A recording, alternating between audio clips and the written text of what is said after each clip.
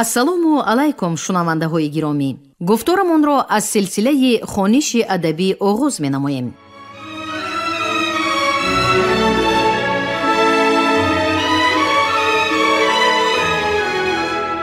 ба таваҷҷӯҳи шумо китоби якуми асосгузори сулҳу ваҳдати миллӣ, пешвои муаззами миллат, президенти ҷумҳурии Тоҷикистон муҳтарам Эмомалӣ Раҳмон забони миллат ҳастии миллат таҳти унвони ба сӯи пояндагӣ дар қироати корманди шоистаи Тоҷикистон Ализода Абдурашид Хоҷамқул.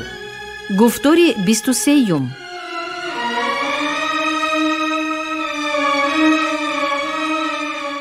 хусусияти дигари асар дар он зоҳир мегардад, ки роҷеъ ба даврони салтанати ҳар як сулола маълумоти дорои характери сиёсӣ, иҷтимоӣ, таърихӣ ва фарҳангӣ фароҳам омада, махсусияти асарҳои ба забони тоҷикӣ таълиф гардидаи ҳар давр тавзеҳ мегарданд.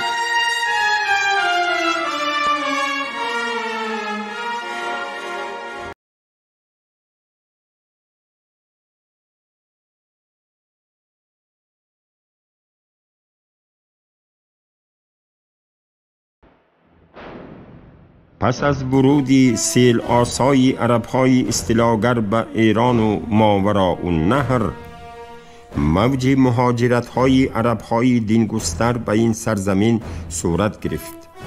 مهاجر کردن قبیله‌های عرب از بادیه‌های تفسان و تلوتپه‌های خشک و بی‌آب عرب و کشوری سرسبز و بهشت آسای خلق‌های آریایی از یک طرف هدف تحکیم حکومت عرب‌ها و انتشار اسلام را پیگیری کند، از جانب دیگر با مقصد دست یافتن به مال و ثروت و نعمت‌های مادی این سرزمین صورت می‌گرفت.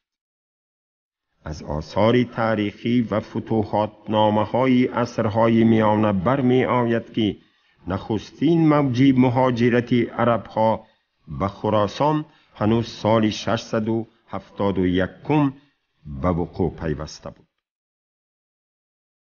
در این سال 50,000 تن از عرب‌های بصره و کوفه با راهبری ربیع ابن زیاد به خراسان روانه شدند. دانشمند امریکایی فری تعداد این مهاجران را با علاوه زنان و کودکان در حدود 200,000 کس تخمین کرده است.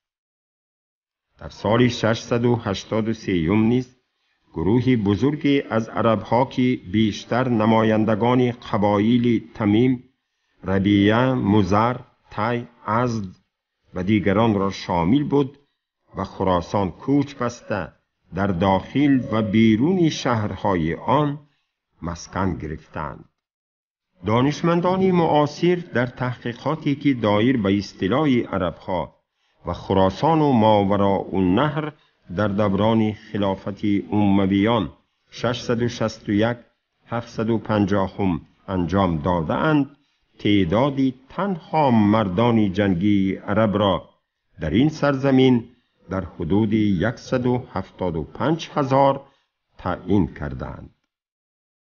پیداست که اگر به این تعداد عرب‌های غیر نظامی و زنان و کودکان اضافه شوند، پس مقداری واقعی عرب‌هایی که در خراسان آن دوران می‌زیستند به مراتب افزون می‌شود.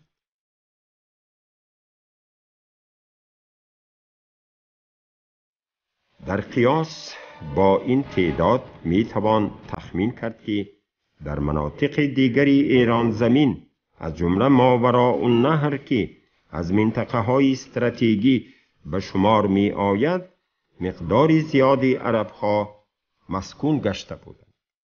حضور مقداری عظیمی عرب‌های استیلاگر و دینگستر در میان خلق‌های آریایی یکی از عامل‌های مهم پهن‌شوی دین مبین اسلام و از بین رفتن آیین و اعتقادات مذهبی محلی بود. زیرا همین عرب‌ها بودند که مردم را به دین مبین اسلام ترغیب و اجرای فرایض آن را از جانب آنها نظارت می‌کردند. به دست همین عرب‌ها بود که آتشکده‌ها ویران و آتش آنها خاموش کرده می شد. معبد و بتخانه ها به کام آتش افکنده می شدند و به جای آنها مسجدهای نخستین بنیاد می یافتند. همین عرب ها بودند که در میان خلقهای آریایی سیاستی یا بزوری یا بزاری یا بزر را در انتشار اسلام راه اندازی کردند و در نهایت کار موفق شدند که نهال سبز دین اسلام در زمین ایمان و اعتقاد خلقهای آریایی نخستین ریشه های خود را دواند و برعکس این درختی عظیم جثه و کهنسال ولی فرسوده و فرتوتی آیین زردشتی تدریجاً خشک گردد. حضور جماعت‌های بزرگ عرب‌ها در ایران و ماوراءالنهر نه تنها باعث تغییر پذیرفتن فضای دینی و اعتقادی در این سرزمین گردید، بلکه محیط اتنیکی و زبانی را نیز دیگرگون کرد و همزیستی عرب‌ها را با مردم محلی امری واقع نمود. اما این همزیستی قوم غالب با قوم مغلوب بود. علاوه بر این همزیستی مذکور همزیستی زبان، فرهنگ، رسم و آیین و طرز زندگی و تفکری دو قوم بود. قوم غالب کوشش بر آن داشت که پیروزی اسلام بر دین مردم محلی، پیروزی زبان و خط عربی را نیز بر خط و زبانهای خلقهای آریایی در پی داشته باشد و سرانجام هویت و حیثیت ملی و معنوی آنها را از بین برد. عرب‌ها خوب می دانستند که اگر زبان مردم تهجایی را از صحنه سیاست و قدرت براندازند، ثروت‌های معنوی آن را نابود سازند و بر تغییر خط آن توفیق یابند، آن زبان کم مایه و بی ارزش و در نبرد با زبان عربی محکوم به مرگ خواهد شد. صاحبان زبان از گذشته و اندوخته‌های تاریخی خیش بریده شده راه به سوی زوال معنوی و فنای هویت خیش خواهند پیمود.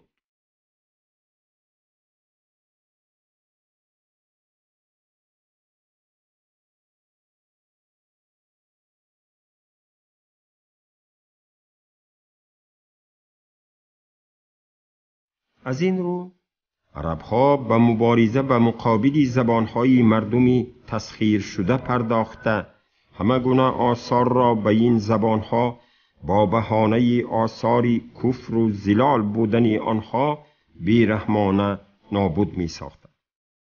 چون این رفتار دشمنانه عرب‌ها را نسبت به زبان و آثار فرهنگی تا اسلامی ایران زمین اسناد و دلیل هایی که در تاریخ نامه های معتبر آمده اند تصدیق می کنند. از جمله ابن خلدون در مقدمه خود به حادثه با دستور خلیفه عمر نابود ساختن آثار مکتوب دوران ساسانی اشاره کرده پرسشی را بدین شیوه پیش گذاشته است: کجا شد علم و دانش ایران که عمر در هنگام فتح به نابود کردن آنها فرمان داد؟ در تفصیل این حادثه در سرچشمه ها آمده است که وقتی سپاهیان عرب با سرداری سعد ابن ابی وقاص کشور ایران را استیلا نمودند، کتاب‌های زیادی به دست آنها افتاد. سعد به خلیفه عمر نامه نوشته رأی او را درباره کتاب‌ها بخواست. عمر در جواب نوشت: کتاب‌ها را در آب افکنید، زیرا اگر آنها باعث راهنمایی باشند مسلمانان را راهنمایی بهتر از قرآن نیست و اگر دلیل گمراهی باشند ما از آن بی‌نیازیم.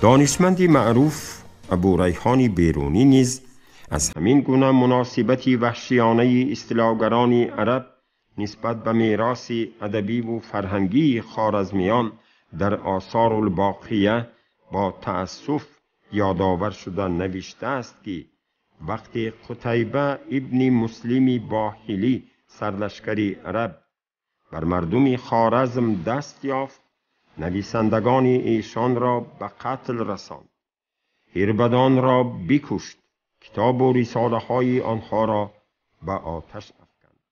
از آن پس مردم خوارزم در نادانی فرو رفتند و آنچه را که امروز از حکمت و علوم می دانند همه را سینه به سینه نقل کردند و تنها از روی حافظه گفتند.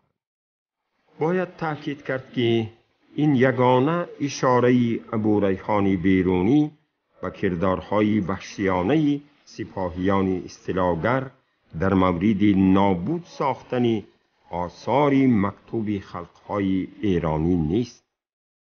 این دانشمند ذوفنون در جای دیگر از کتاب مذکور خویش نیز از دست همان سرلشکری خونآشام عرب قتیبه ابن مسلم به هلاکت رسیدن آنهایی را که خط خوارزمی می دانستند تأکید کرده افسوده است که بدین جهت اخبار و آثار خوارزمیان از بین رفته و هیچ امیدی برای به دست آوردن آنها باقی نمانده است.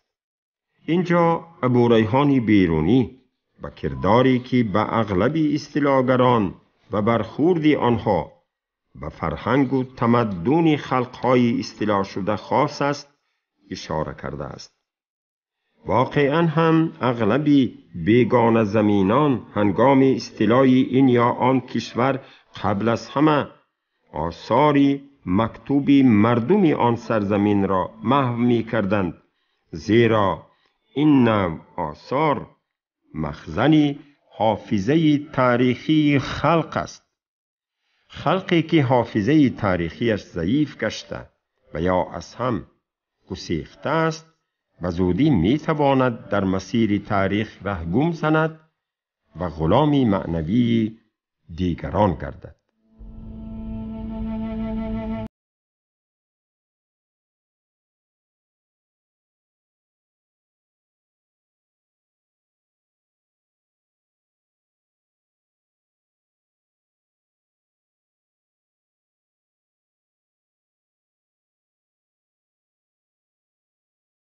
اصطلاح عرب در تاریخ ملت تاجیک از لحاظ سیاسی و نظامی حادثه بی‌نظیر نبود، زیرا قبلا هم سرزمین ما از جانب غاصبان اجنبی امثال یونانی ها، قبایل بادیه نشین ترک تبار و دیگران استیلا شده بود. طبیعی است که هجوم بیگانگان به سر مردم مصیبت‌های گران می آورد و باعث بدبختی مردم و شکست و خرابی آبادی‌های فرهنگی و از بین رفتن دستاوردهای مادی و معنوی نیاکانمان می شد. از این لحاظ اصطلاح عرب نیز به اصطلاحگری‌های بیگانه زمینان دیگر شباهت تمام دارد. عرب ها نیز از قتل و خونریزی، غصب مال و ملک مردم و نیست کردن دارایی های معنوی و فرهنگی کشور روی نگرداندند. در این باره بعدتر در زمینه دلیل و مدرک ها سخن خواهد رفت. ولی برخلاف اصطلاحگران دیگر، عرب ها به سرزمین اجدادی ما آیین نو اسلام را آوردند. یعنی اصطلاح عرب با دینگستری طبعاً بود. سپاه عرب و نیروی سیاسی و نظامی امپراتوری ساسانیان و دولت‌های خرد و پریشان آسیای مرکزی ضربه مدهش وارد کرد و آنها را از بین برد. دینگستری عرب‌ها و هستی معنوی قوم‌های آریایی و اصالت فرهنگ و تمدن و پایه‌های جهانشناسی گذشتگان ما تهدید می‌کرد. پیداست که این خطر از خطر اول جانکاه‌تر و نتیجهش برای حاملان فرهنگ و تمدن بزرگ آریایی به مراتب وزنین‌تر بود، زیرا پیروزی معنوی و مفکوروی هدفی از بین بردن جوهر و هویت ملی قوم مغلوب را پیگیری می‌کند.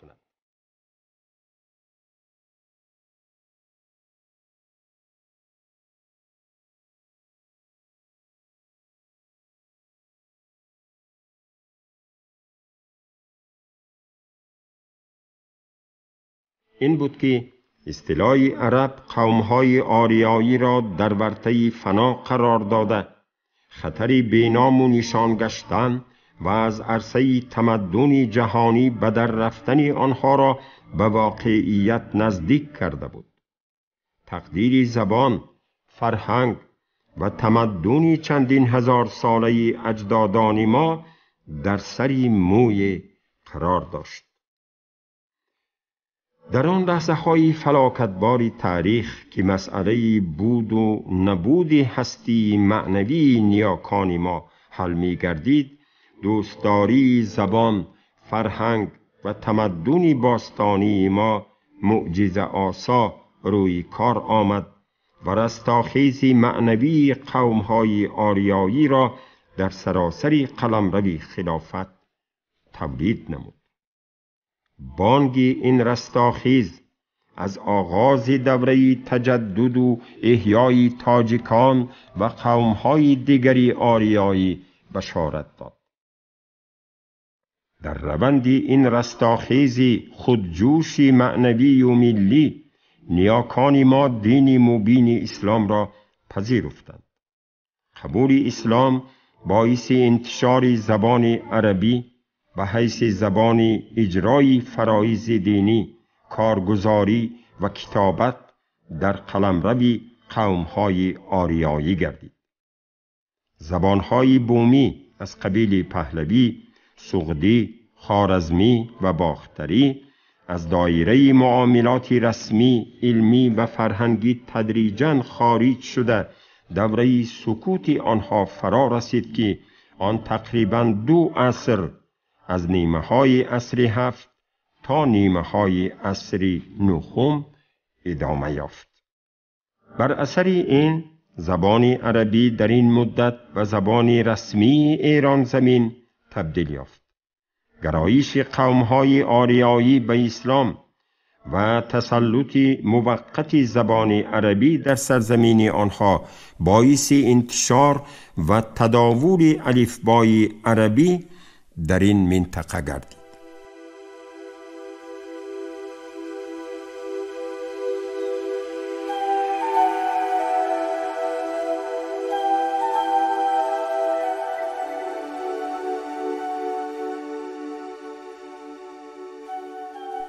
تغییر این 3 رکن مهم تمدن، یعنی دین، زبان رسمی و الفبا، می توانست موجب گسستگی تاریخ، زبان و فرهنگ قوم‌های آریایی گردد و سد چینی میان دوره‌های تا اسلامی و اسلامی تمدن آنها ایجاد نماید. ولی خوشبختانه عملاً این طور نشد و نیاکان ما صرف نظر از تغییر یافتن رکن‌های هستی‌سازی تمدن آنها و با وجود خطرهای هویت زدا توانستند اسارت زبان، تاریخ و فرهنگ خود را از تسلط و تصرف بیگانگان حفظ نمایند. حالان که مردم کشورهای دیگر از قبیل مصر و بابل که تجربه تاریخی چندین هزار ساله تمدن عالمگیر و دولتداری پرشکوه داشتند، در زیر سلطه سیاسی و فشار معنوی عربها زبان، هویت ملی و معنوی و آیین و ارزش‌های دولتداری خود را به بادی فنا داده عرب شده بودند.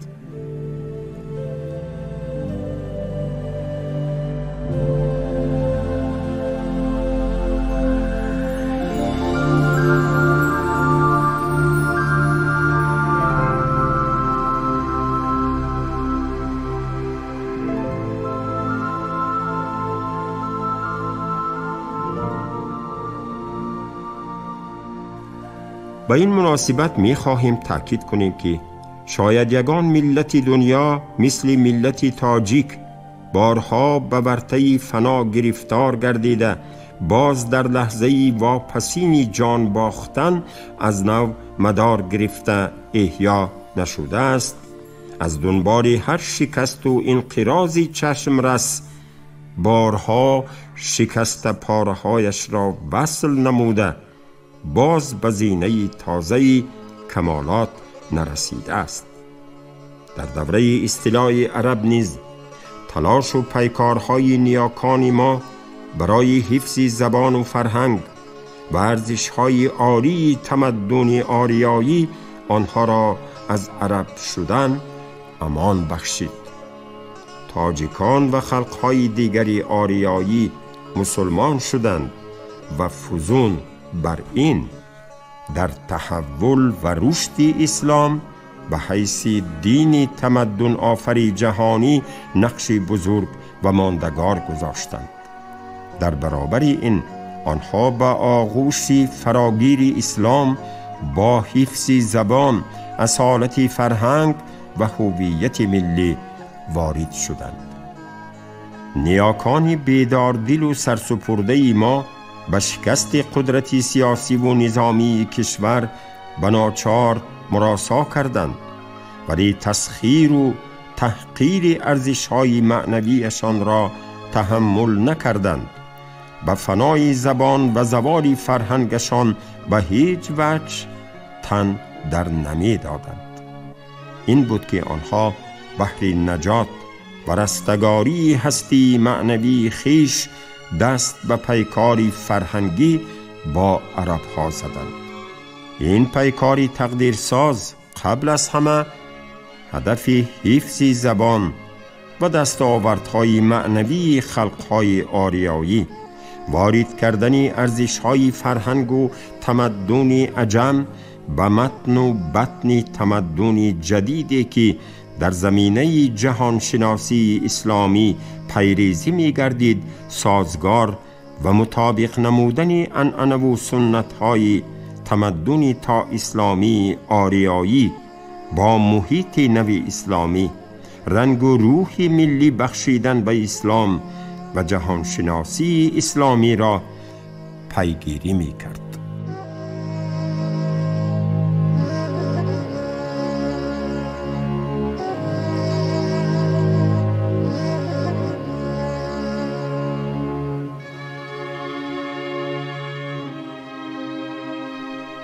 در راه رسیدن به این هدفها نیاکان ما کمال جسارت و متانت، فداکاری و سرسپردگی، خردمندی و غایت بردباری و تحمل نشان دادند. در این پیکاری فرهنگی تاجیکان و خلقهای دیگری آریایی سری صدها فرزندان فرزانه خود را باختند، ولی به هدف نهایی خود احیای معنوی عجم رسیدند. تاریخ این پیروزی در پیکار فرهنگی با عربها خود تاریخ زبان تاجیکی یا فارسی دری در دوران اصطلاح و تاریخ هستی معنوی تاجیکان در مرحله گذریش از تمدن آریایی به تمدن اسلامی می باشد. در عین زمان آن تاریخ روح شکست ناپذیر تاجیکان در راه دفاع از زبان و هویت ملی است که بسا صحیفه های عبرت بخش و آموزنده و افتخار آمیز در بر دارد. نظری به صحیفه های تاریخ این پیکار شیب و فرازی راه طی کرده زبان تاجیکی را تا نشستن آن بر تخت زرین ادب و فرهنگ عالمگیر در عهد سامانیان روشن می سازد.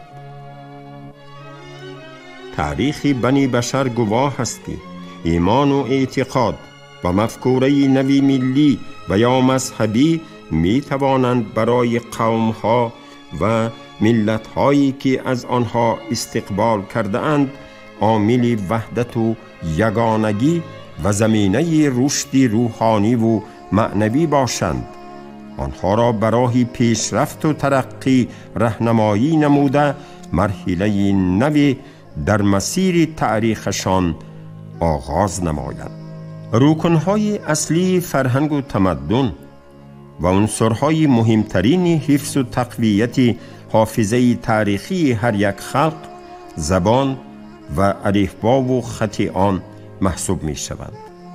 تغییر این رکن‌ها صرف نظر از سبب و عامل‌های آن حتماً لطمه بر روند طبیعی رشد حافظه تاریخی خلق وارد می کند. از این رو عرب‌ها نیز مثل سایر اصطلاحگران با محو آثار کتابت شده نیاکان ما و قتل و کشتار صاحبان آن آثار قبل از همه هدف تغییر رکن‌های اصلی فرهنگ و تمدن خلق‌های ایرانی را پیگیری می‌کردند. این مطلب را تدبیرهای آنان در مورد تغییر زبان کارگزاری دیوانهای دولتی در ایران زمین در نوبت اول دیوان خراج تأیید می‌کنند.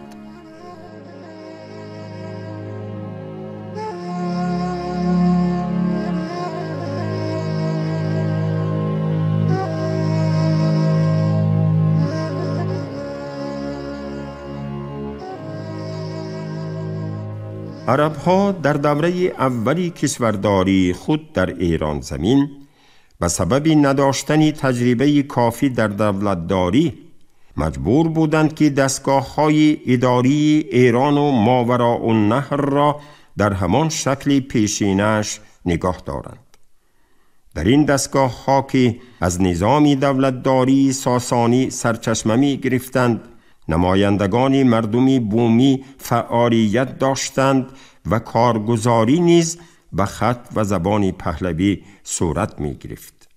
در معرض استفاده باقی ماندن زبان و خط خلقهای ایرانی در برابر آنکه وسیله مؤثر و عامل کارگر در بقا و ادامت فرهنگ و هویت مردم ایران زمین باشد، می توانست سد در راه گستریش زبان و خط عربی در این منطقه بزرگ خلافت ایجاد کند.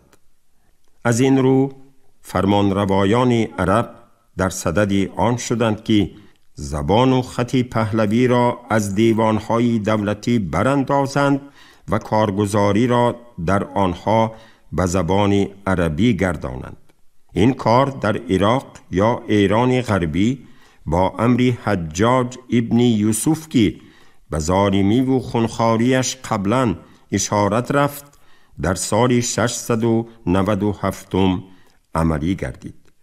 تا سال مذکور دبیر دیوان خراج عراق زادان فروخ ایرانی بود و کارگزاری اداری و محاسباتی کاملا به زبان و خط پهلوی صورت می گرفت.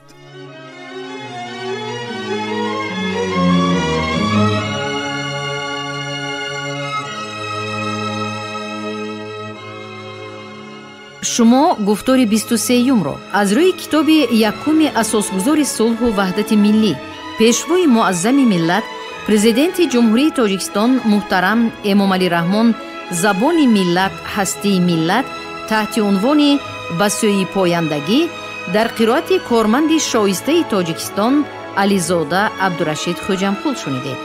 کارگردان شیرعلی نغزلی، صدابردار نگینه خیرالله.